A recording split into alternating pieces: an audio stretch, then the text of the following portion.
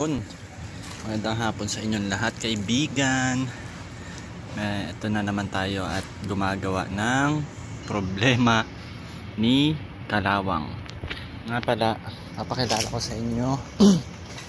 Ito si Kalawang. Ito nga pala yung nabili ko na halagang 7K na warat talaga. And nukumpuni ko siya unti-unti. Ngayon, ito ang kanyang issue. Kung nakita nyo sa mga dati kong pinost na video, parts by parts binubuo ko siya. Ngayon, since Holy Week, punta ko sa office kasi dito ko siya talaga pinapark. Dito ko siya binubuo unti-unti. Ayan, nakakalas na naman siya kasi nagpalit ako ng bearing dito sa manubela niya. Ito yung dati.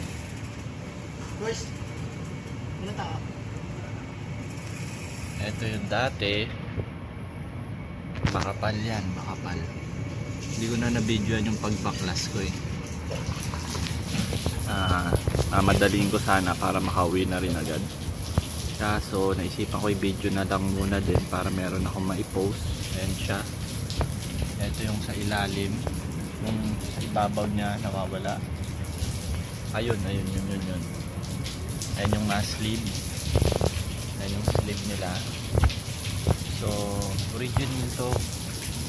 Isa pa sa mga kapal. Yung pinalit ko is MSK.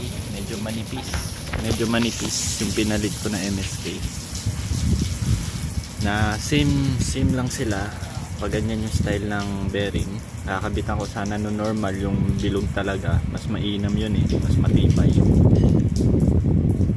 Ang kaso, hindi ko matanggal yung sleeve sa ilalim, yung ganyan.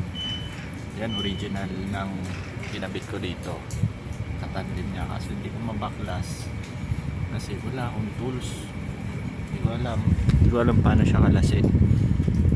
So panabit ko na yung nabili ko.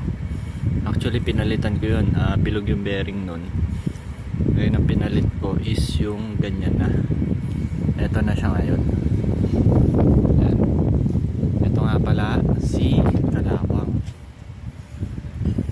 Yan. Nagpitan ko na siya dito. Kakabit ko na lang din yung shock niya, pati yung gulong. Tapos baka magpa-bleed din ako ng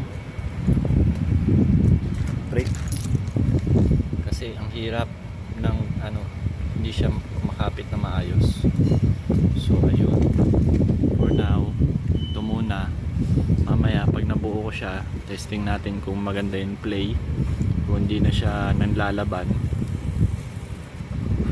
Dati kasi gusto kong kumaliwa, dinadala niya ako sa kanan. Nag-aaway kami. Ayun, may sobra pang braso.